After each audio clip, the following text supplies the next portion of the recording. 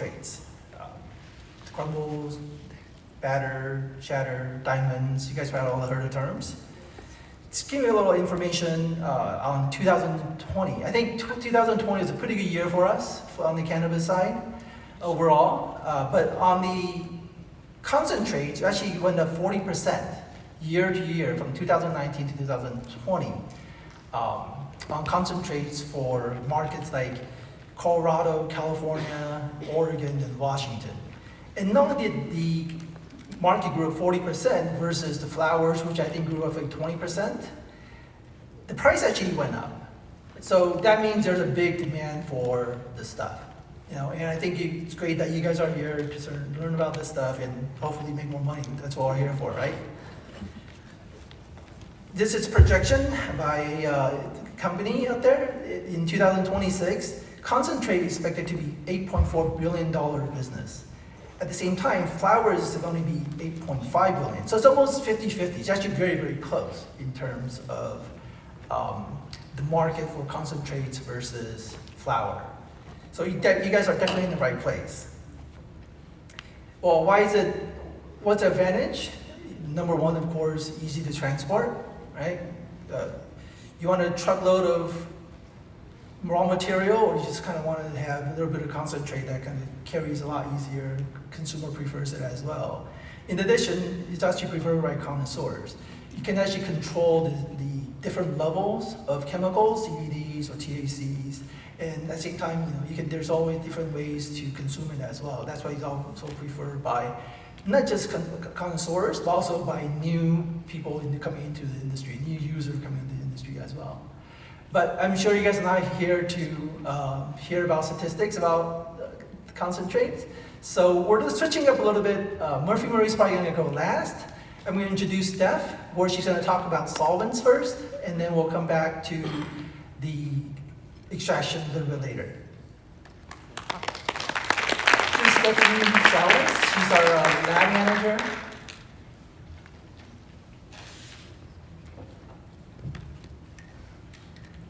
Hi everyone, so I was initially going to go second, but like Mark said, we're switching things around and Murphy will go last.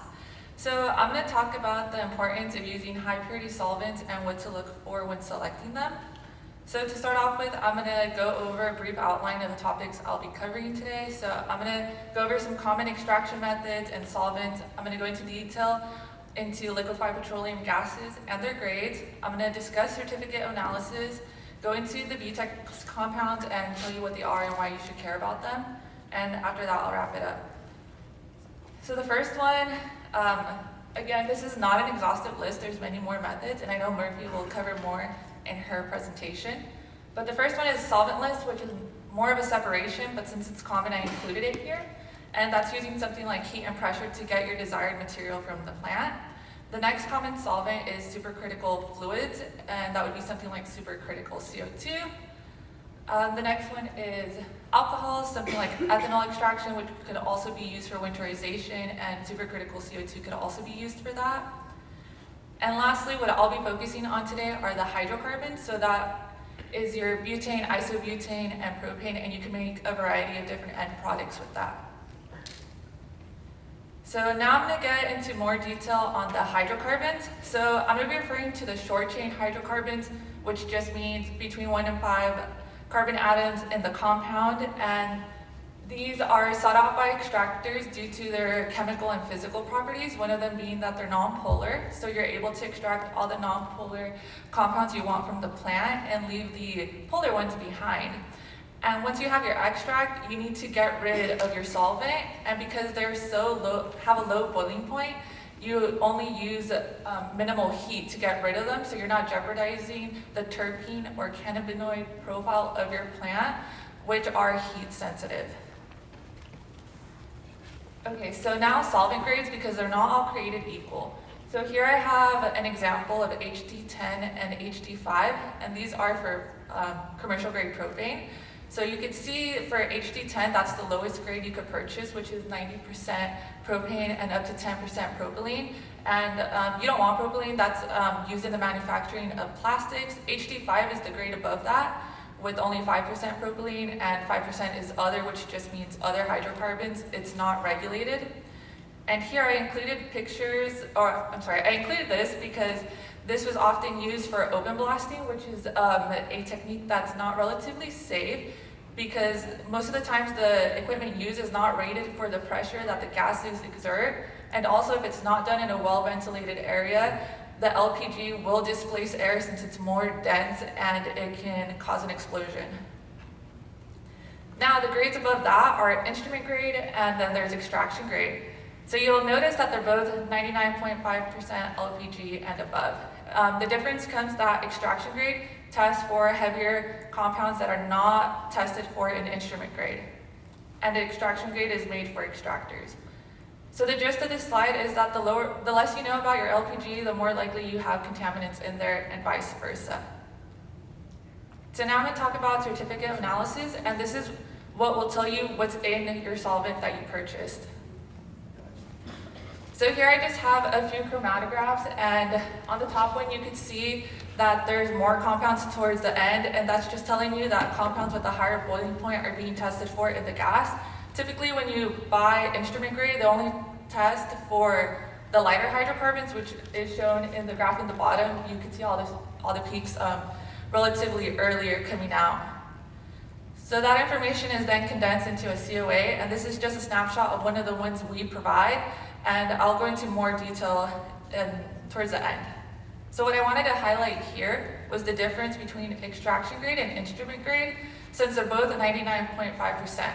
But you can see the difference is that where the X's are for instrument grade, they don't test for the heavier hydrocarbons, which you should be worried about, because those are the BTEX compounds. And what exactly are the BTEX compounds? Well, it's benzene, toluene, ethylbenzene, and the xylenes. So these are naturally occurring in liquified hydrocarbons. So that's why you should be worried about them when you're purchasing a solvent. So benzene is actually the one that's labeled by the EPA as a group A carcinogen, so it's known to cause cancer to humans. Toluene and the xylenes, those are labeled as group D, meaning there's not enough human data to classify it as causing cancer to humans, but there is enough data there is the data that suggests it damages the central nervous system. So obviously you do not want this in your end product or even have it in your solvent when you're doing your extraction. And lastly, this is regulated by the cannabis industry because of that. So this is a snapshot for the regulations in California, and I know many states share the same regulations, and if they differ, it's only by a little bit, but as you can see, benzene, you have to have less than 1 part per million in your final product to be able to sell it, and that's because it is a group A carcinogen. So to end it, it's the first point I hope you guys took away is to buy your solvent from a reliable source, and don't just go to your local gas station or convenience store and buy your gas from there and start doing your extraction. The second one is to request and inspect your COA. Know what to look for. Ensure that you're not getting a handoff from the sourcing plant, like the people drilling into the earth and giving you their COA, like where you're purchasing your gas. Because once again, they only test for the lighter hydrocarbons. You won't see anything like benzene or toluene being tested for when you receive that COA. So when you request one, make sure you know what you're looking for, and ideally you want it to say ND, which means it wasn't detected by the instrument, and at the very least, have it be below the specification so you could sell it. And lastly, those 2 points are important because you don't want to potentially contaminate your end product by using a solvent that hasn't been tested. And that's it. Thank you.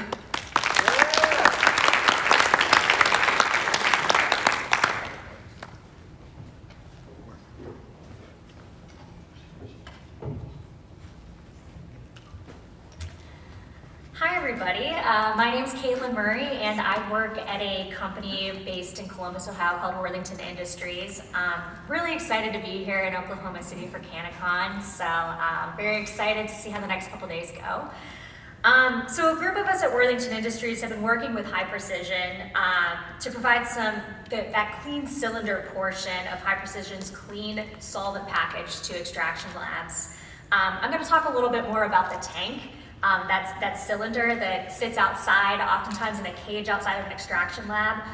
That's kind of where we focus at Worthington Industries. So I'm going to talk about that over the next couple minutes. So really quickly, some background, just a little bit about Worthington Industries so you can get a feel for who we are. We're a publicly traded manufacturing company based in Columbus, Ohio, as I mentioned. Some of our areas of expertise include steel processing, pressurized cylinders manufacturing, also material sciences. So we make a lot of tanks that go into a lot of different industries. In fact, last year we manufactured around 83 million tanks and accessories that went into over 90 different countries. And so you're probably wondering where some of those tanks go. Everything, they're used for things like grilling, so that the tanks that go under your barbecue, camping, heating, construction, agriculture, HVAC. So lots of places where these tanks end up. So you're probably wondering, how did we end up focusing on the cannabis market? Well, a few years ago, we started hearing a little bit about how our carbon steel 100-pound tanks were being used in the extraction process to transport and contain butane and propane. We weren't really as familiar with the cannabis market at that point, so we thought we'd do some research to better understand some of the needs within the market, and if the cylinders that were being used people were just making do with them, or if they were really what people actually needed for the extraction process. And so we started learning a little bit. And what did we learn during that time? Well, we talked with extractors in a lot of different regions and learned about the challenges of mystery oil. We learned that mystery oil was causing people downtime, and we also learned that it was putting end product at risk of contamination. So that was fairly significant as we were kind of going through that process. So as an upstream cylinder manufacturer, we figured that there were a couple of things that we could do to help reduce those challenges. So number one, we started thinking through a cleaning process for cylinders that are leaving our manufacturing facility to ensure that they're really clean when they leave. We also started looking at clean cylinder design and what that might look like. And then lastly, we really thought long and hard about who we wanted to partner with moving forward in terms of gas distributors like High Precision, who are dedicated to delivering kind of clean and pure gas to this market. So those were the things that we started kind of thinking through as we were approaching things. So our current offering, you can see that up there. We currently offer two different cylinders in this market, basically a carbon steel cylinder and a stainless steel cylinder. They're both located down in the High Precision booth, so go ahead and check them out if you have time, so feel free to come by and take a look. So a little bit about the carbon steel cylinder. So this is the cylinder that you most often see in the cage outside of an extraction facility. High Precision has actually taken this offering a step further, though, by asking us to create a more internally clean version of that. So the carbon steel that High Precision takes is, it uses a pickled steel that's treated with hydrochloric acid, and it gets nitrogen purged and sealed at our facility. So this ensures that the cylinder leaving our plant is even cleaner than a traditional carbon steel tank. But thinking a little bit further into the future, Worthington has created a stainless steel 100-pound solvent tank, which is currently our cleanest option leaving our facility. So this cylinder has an even more in-depth cleaning process, which you can actually see on the side there. There's some steps listed on the slide that you can take a look at. In addition, as many of you already know, stainless steel is frequently used in industries like food and pharma, right? Because of its anti-corrosive properties. So when it's in the field over a period of time, it's more resistant to oxidation from water and moisture, and which ultimately reduces the chances of metal particulates from corrosion. So one of our goals for this show is really just to learn a little bit more about the hydrocarbon extraction process and what folks are looking for in these tanks that sit outside. We've been really focused on trying to make the tank cleaner, but we're open to ideas, and we really want to start a dialogue with folks about what you guys are really looking for. As I mentioned, we're new to this space, so feel free to come by and talk to anybody, talk to us afterwards. We would love to have a conversation about what you're looking for to kind of better meet your needs. So that's all I had. I actually wanted to kick it over now to Murri, who is the main event. She is going to go ahead and talk to everybody. So thank you so much. Thank you.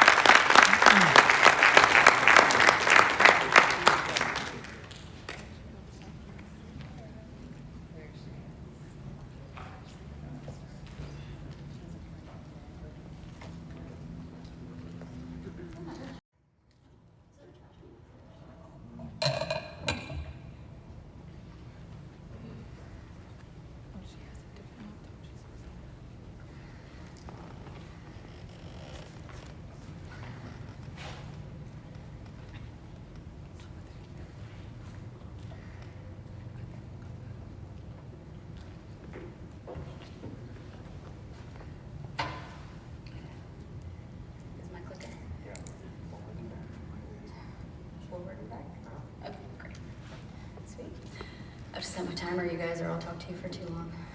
All right. Hey everybody, my name is Murri. Thanks for coming to the presentation today. If you guys have heard my name before, you have probably been talking about safety. Today, I'm gonna try not to talk about those two things and talk about something a little bit different. I'm sure I will find a way to bring it up anyway.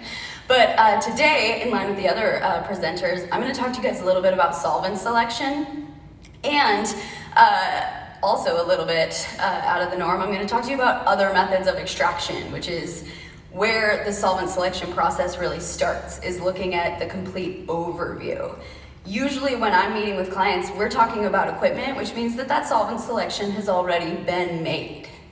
But if you're just starting out in this industry, you have a lot of choices to make, and that solvent selection and the infrastructure to support it is a choice that you would like to be making up front, and not repeatedly over time after failure and failure and failure, which, don't feel bad if that's what you're doing. That's what all of us did.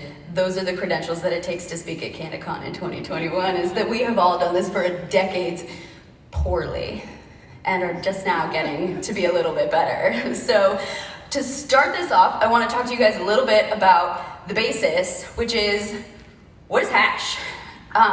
We have been using cannabis as humans for as long as we've been humans that could use things. We have found cannabis seeds and cannabis plants and cannabis fibers in almost every archaeological dig of ancient civilizations that has come up, which is exciting because it has such a long shelf life, for starters, and also because the types of use have evolved a lot over time, but have also been pretty consistent. And so when I'm talking about hash in general, I'm always talking about the resin from the cannabis plant. And the way that you collect that or the way that you extract that varies a lot based on what type of human you are at what century in time. But ultimately, we're just talking about that sticky stuff on the outside of weed. And it has almost always been smoked or eaten or used topically. There's been a lot of different application methods. All of that evolution has come with the evolution of mankind and has kind of followed our same timeline of industrial revolution and renaissance, the way that we've embraced science and then rejected it over the last 1,000 or so years. And so our early uses of cannabis were very rudimentary. We were using the plant as it grew. We were using the seeds as they came. We were using the fiber the way that it was presented to us. That use grew into ritualistic and spiritual types of uses, medicinal uses. We see hashish start to spread across the globe very early in human history. And all of these methods of collection and extraction were simple because everything we did was simple. The way that we cooked food was simple. The way that we carried water was simple. But as time progressed and humans progressed and technology progressed, we started to have access to better tools. And that starts with things like having light indoors, that starts with having things like electricity, that starts with having things like refrigeration. Refrigeration changed the planet, you guys. A lot of people think about ice water extraction as being one of the earliest forms of extraction, but we didn't have ice until we had the railroad. Yeah. And even then, that was only if you were rich. You still didn't have ice until we started having refrigerators. And it took a very long time for refrigerators to make it into the average household. So our technological advancements are responsible for our extraction advancements. Our hash gets better when we get better. But we don't get better in a consistent and linear way. So throughout all of that process, we start to see prohibition interfere with that science, and we start to see changes in the political environment that are in direct opposition to your indigenous and tribal and medicinal and spiritual uses of cannabis. All of this conflict leads to a lot of lack of research, and sometimes intentionally poor research or misleading research, and a lot of propaganda. And so it isn't until really the 20th century, when we have all of the benefit of the technology of most of modern day, a lot of actual national funding going towards scientific research, which is in part thanks to communism and all of these countries actually fighting each other and willing to finally invest in this science and research. We actually finally get to discover THC.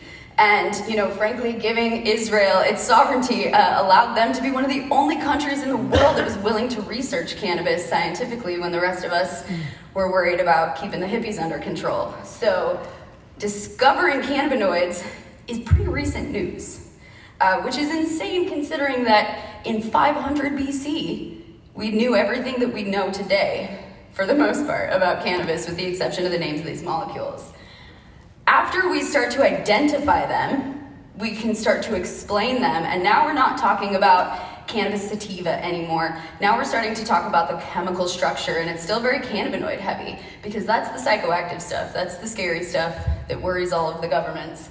And so being able to introduce cannabis in a retail environment with a package and a label and perhaps a potency test is, again, very recent news. And it all comes out of this, late 20th century and early 21st century change in politics that allowed for that research. Not because we weren't capable before, but because it wasn't funded before.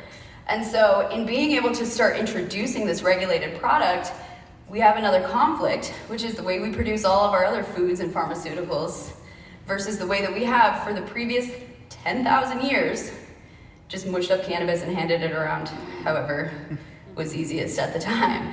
And so a lot of our preparation methods are a combination of prohibition and smuggling. And a lot of our current consumption methods are a combination of discretion, more so than efficacy. And so what we are looking at is this product that has been assumed safe for a really long time, but now we're touching it more than we've ever touched it before. And so for thousands of years, cannabis didn't kill anyone. And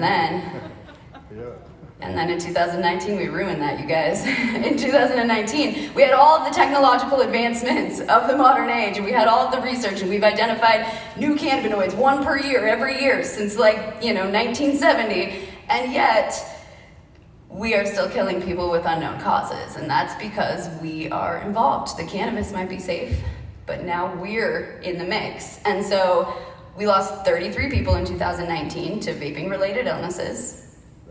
And we still don't know, really, necessarily, what caused them. And so, like we normally do, we go to prohibition, and we start taking this natural plant that we have now unnaturally deconstructed, reconstructed into a final product, and now the government is saying we're gonna take some of those naturally occurring compounds, make them illegal. We're gonna take some of these other naturally occurring compounds that don't naturally occur in cannabis, we're gonna prevent you from adding them to cannabis. We're gonna do all of this without any basis for proving that any one of those things is responsible for death or illness. And our technology and our research that is capable of so much is redirected to these kind of weird goals that are designed to kind of protect the industry a lot more than they are to protect the people involved. And so we have these scary bans, we have this propaganda saying that, that cannabis can be dangerous. We have internal struggle between each other saying that solvents are bad and that rosin is bad, and no one can kind of get on the same page about it. But ultimately, it's not going anywhere. We have all been identified as essential businesses, and it's really hard to go back from that. For us to be listed as an essential business in the pandemic playbook for the future is gonna hold a really, really important piece of history that I think most of us don't quite grasp the significance of because we're in it right now. But we were one of the few businesses that stayed open. So clearly, we're important. Yeah. Clearly, it's medically valuable because it's essential. Clearly, that recreational adult use is valuable because it's essential. But we still don't define it very well. So hash historically has just been resin from the cannabis plant. And that's been a pretty benign type of product because we couldn't alter it in very many significant ways. But today, it's an oleoresin that we've extracted or grown in yeast or developed in a lab.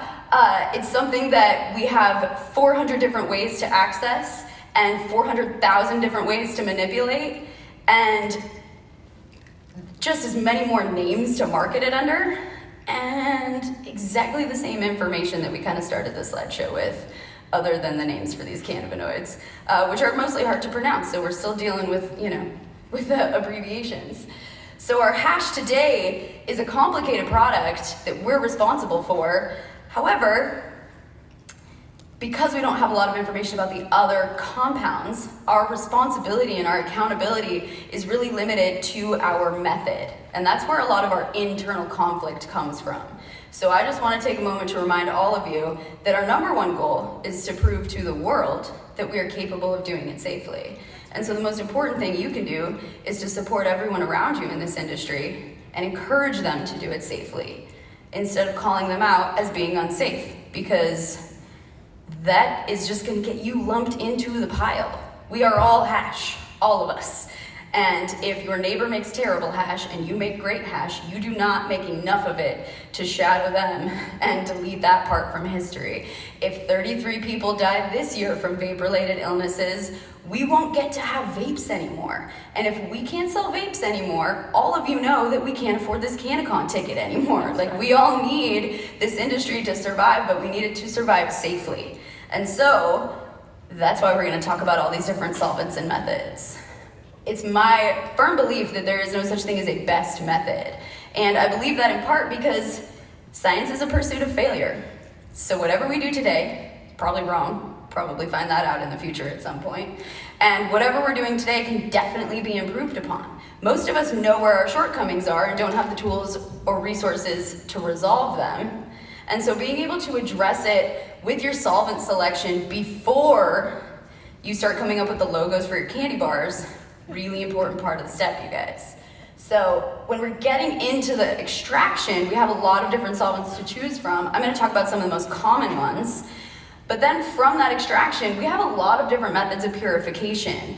And the purification is a secondary step that often gets lumped into that first initial extraction step. So for example, rosin can be extraction because you can take it directly from the flower, but it can also be purification when you're taking it from already sieved or microplane type of hash. Something like distillate has turned into a noun, but distillate is only a post product. You know, we're still only talking about something that could have been extracted with any one of those original methods and then was refined. And so the level of care that you put into that process, the level of sanitation, the level of checks and balances, the amount of analytical testing that you invest in it is what will define your process. It's easy to say CO2 oil is bad, but the accurate statement is that most CO2 extraction equipment is not capable of being controlled in a way that would make any operator capable of being good at it. It's not necessarily bad, it just happens to be right now. We could do better. And so in that way, all of these methods are just as good as each other if the person who is performing them is doing it properly and cares about the right end product goals.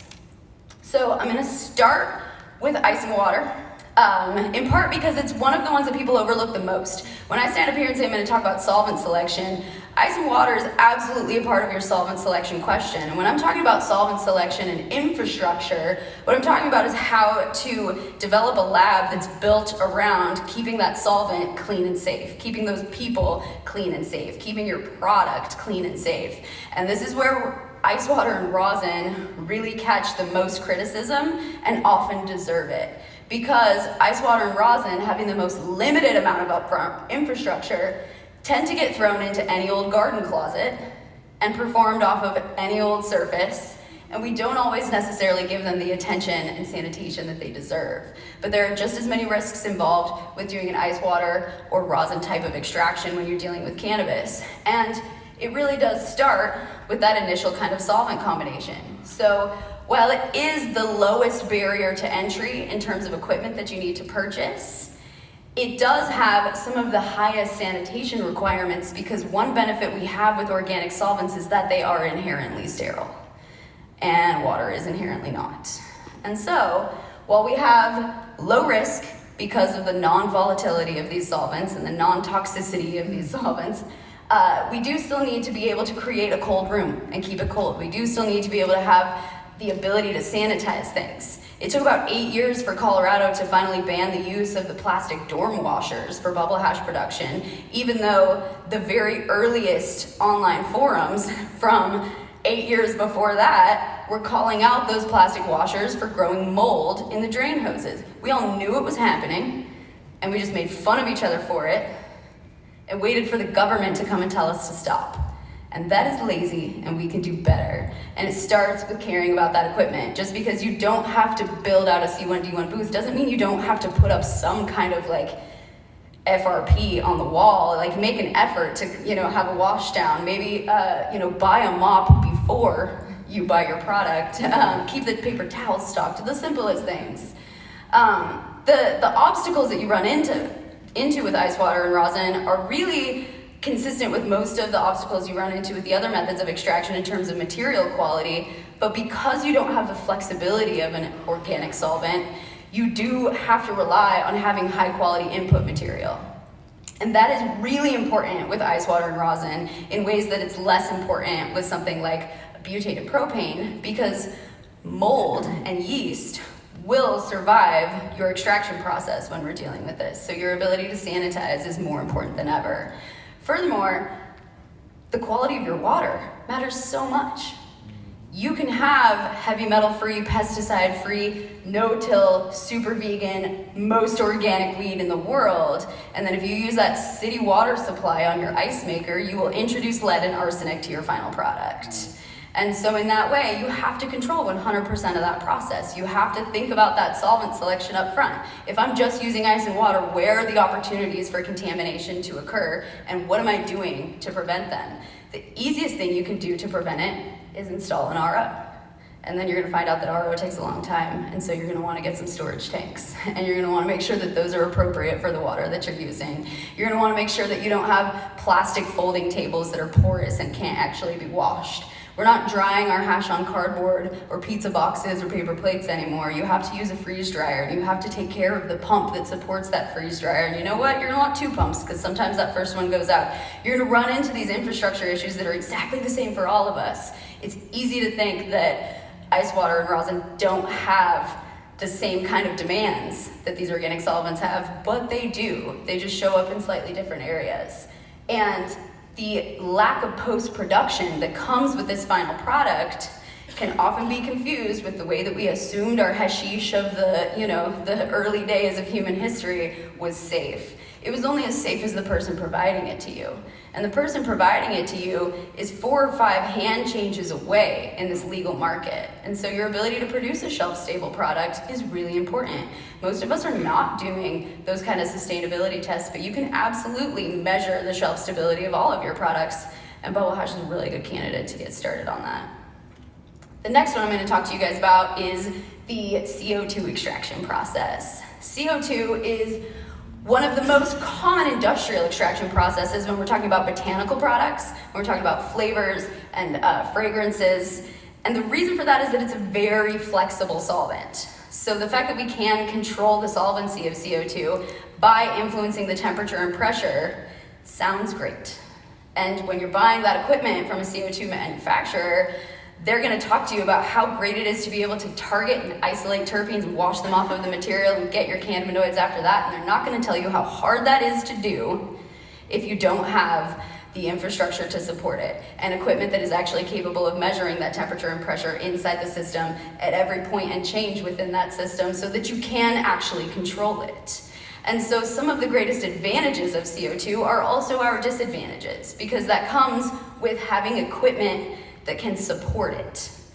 We can say that CO2 is the most flexible solvent, but if your equipment can only run one automated program, you have no flexibility at all.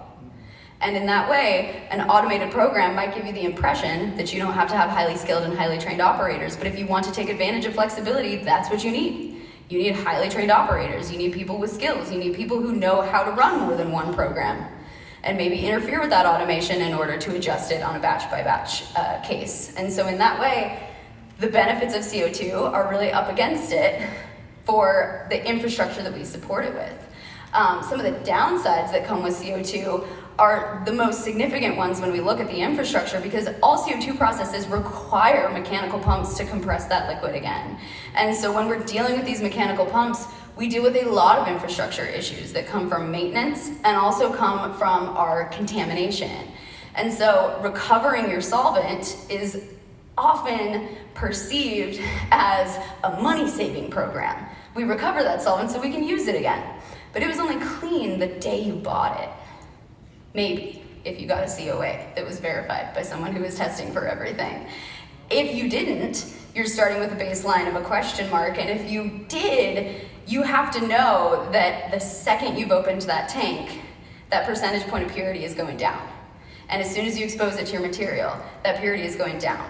And if your equipment doesn't have the ability to control those parameters, you're gonna get water in that CO2, you're gonna get trace terpenes in that CO2, you're gonna have contamination in that solvent, and the second run you do won't be as pure as the first one. And if you're not checking that solvent purity after you've used it, it's not gonna go well.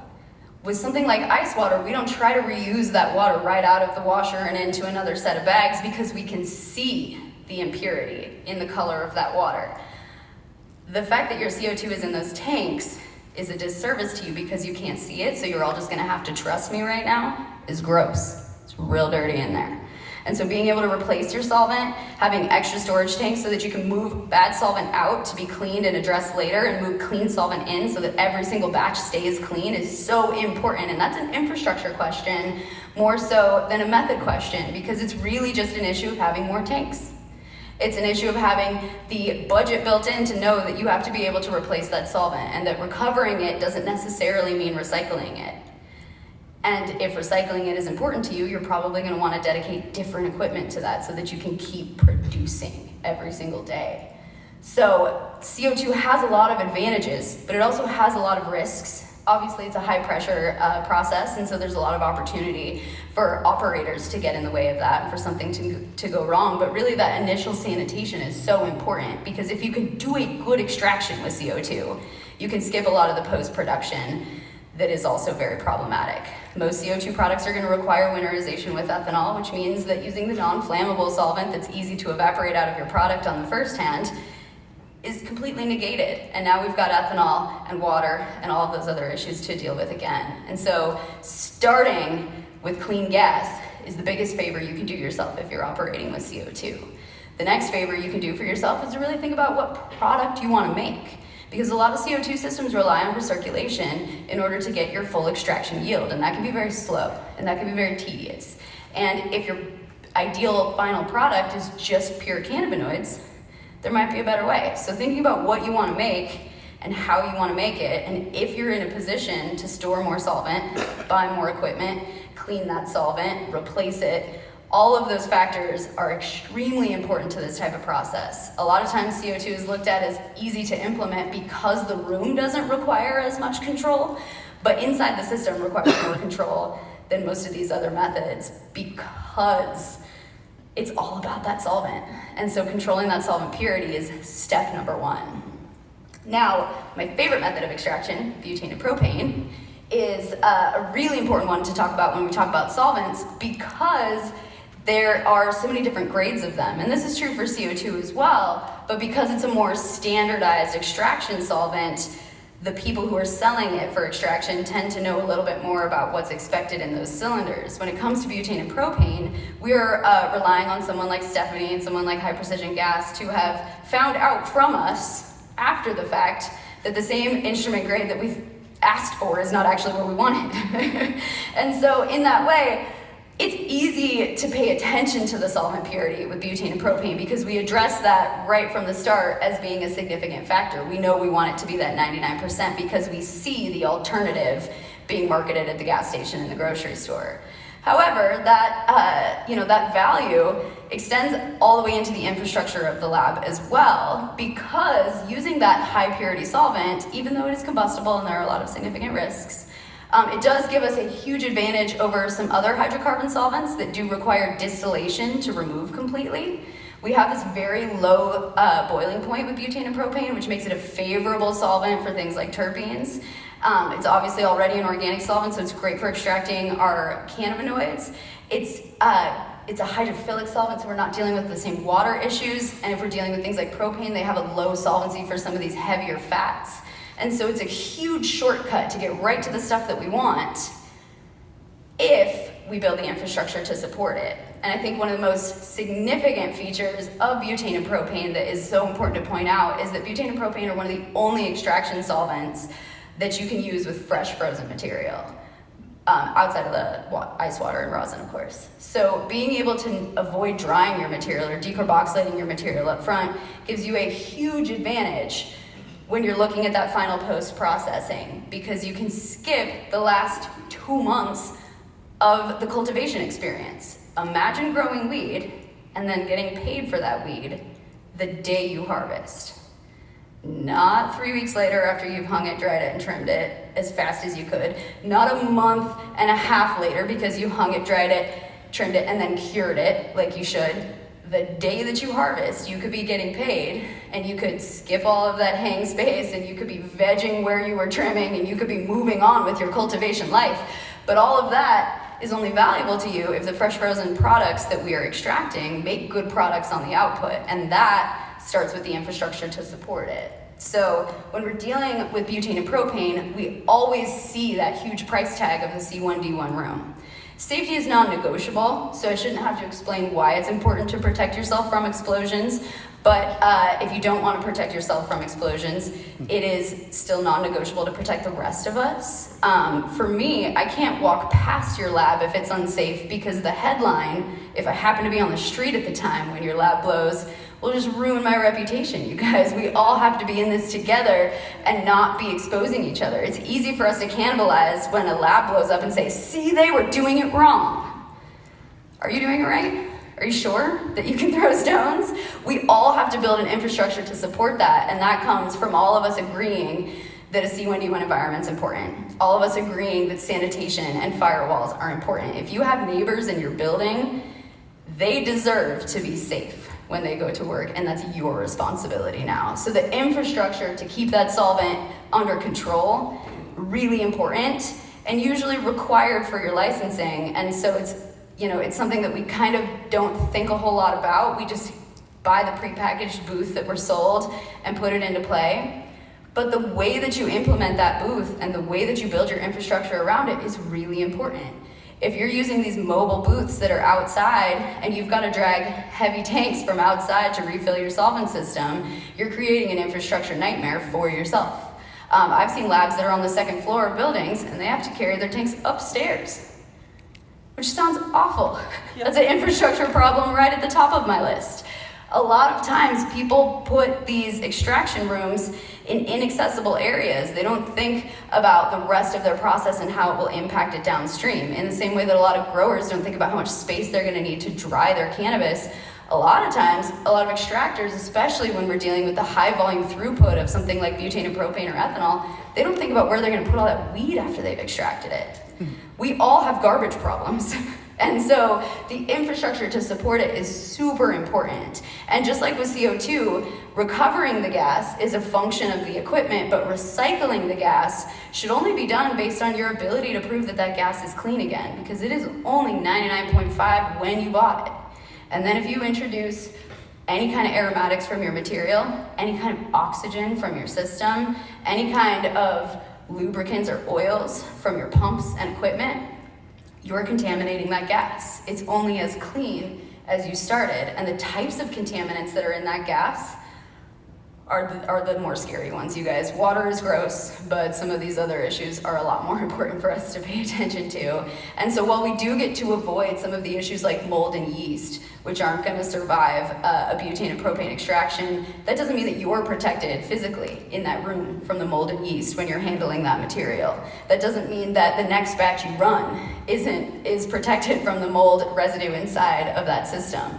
Something like pesticides that we aren't testing for is a really problematic one, because if you don't have the infrastructure and you don't build it into your budget to run your system, clean your system, replace your gas, clean your gas, bring it back around in a circle every single day, if you're just trying to get runs, pounds per day, every day, you are going to contaminate everything you've ever touched. And now we don't have safe cannabis anymore. We have hash that you made as quickly as you could. And so what you have to pay attention to is the infrastructure that makes that sanitation easy. And that starts with your equipment, starts with your solvent, and ends with your garbage and your disposal at the very end. We have to pay attention to every step of that process. Ethanol extraction is where we see that overlooked, I think, the most.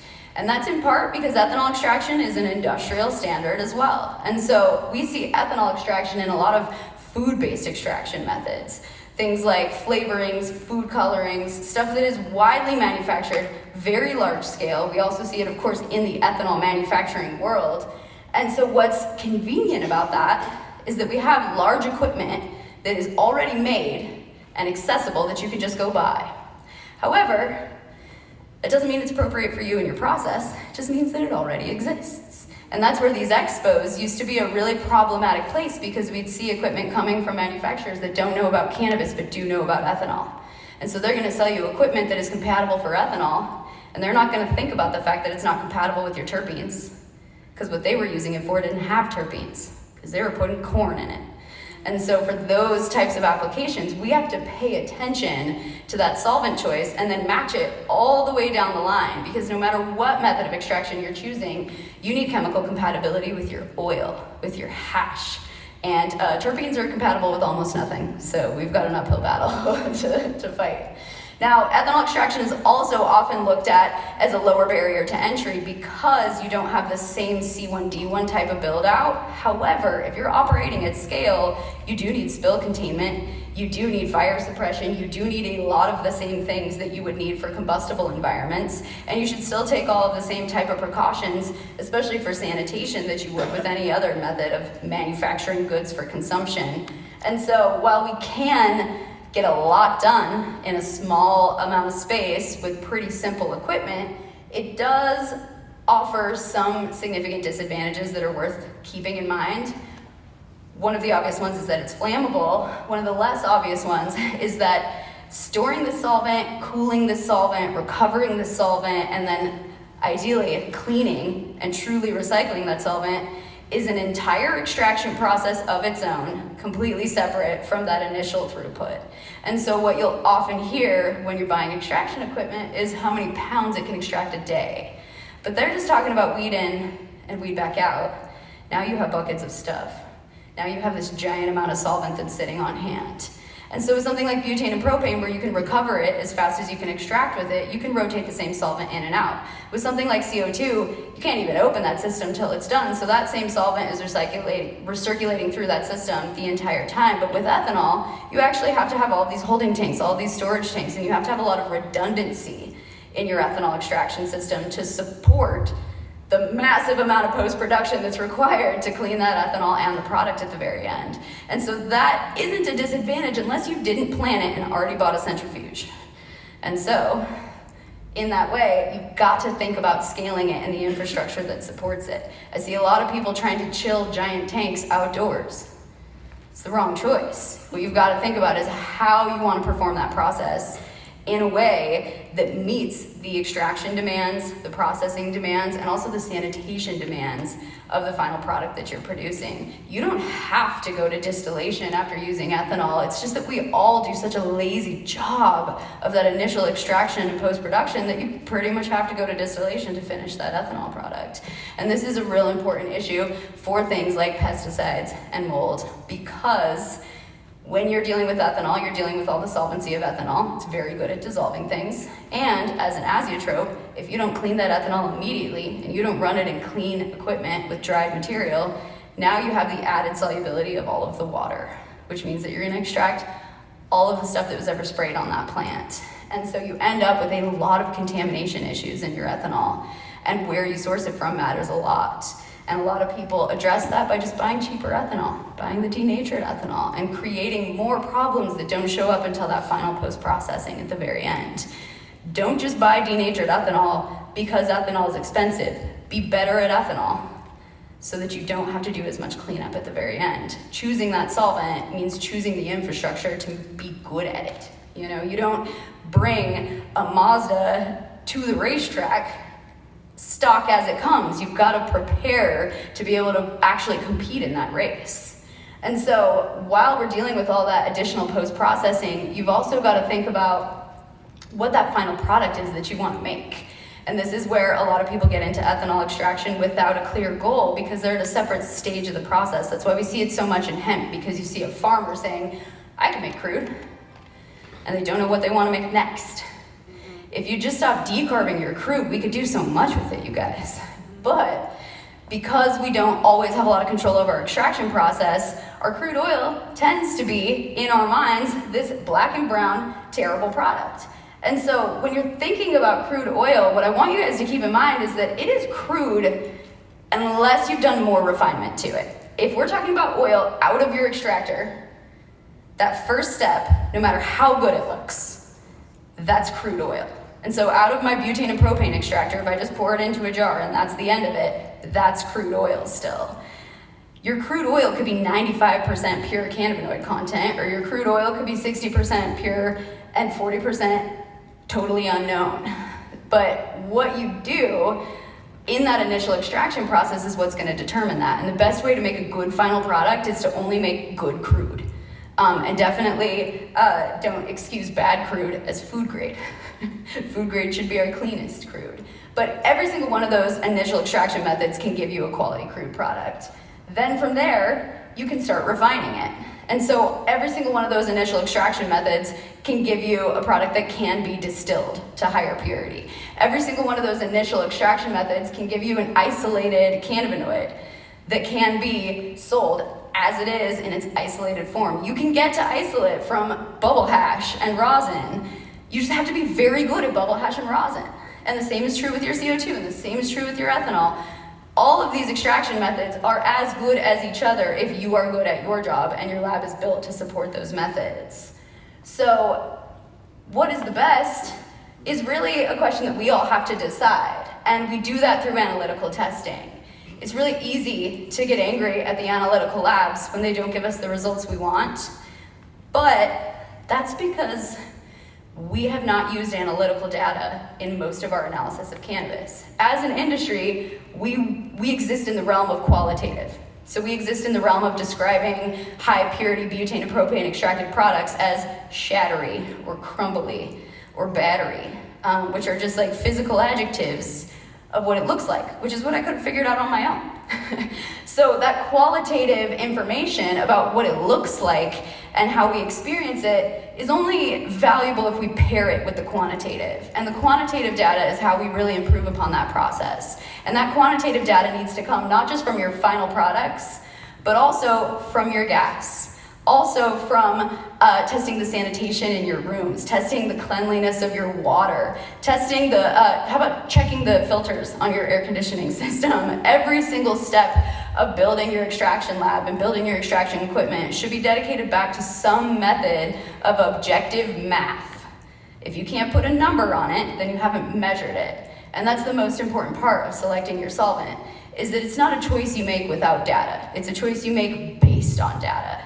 And hopefully you're working with manufacturers who can provide you that data, because there's not a single piece of your equipment and there's not a solvent being sold out there in the rest of the non-cannabis world that isn't showing up with a full packet of traceable information. The thing is, if you don't ask for it, you might not get it. And if you don't read it when you do get it, then what was the point? So the accountability is 100% on us to make sure we care about the quality of our products. We all have to be willing to not just pay more money for tests, but demand higher quality tests, demand more types of tests, and pay attention to contaminants, because the contaminants don't just come from bad weed. Growing the best weed in the world will not clean the inside of the hoses on your extractor. You have to be accountable for your process inside the facility, and it starts with the solvent. If you've got a good process, you can fix almost any cannabis-related problem. We just have to have actual measured science first. So that's the end of my presentation today, you guys. I don't know how far I went over, but if you guys have any questions, we'll be around a little bit. And you can also stop by the booth over at High Precision Gas. I'll be there talking for a little bit today as well. Thank you.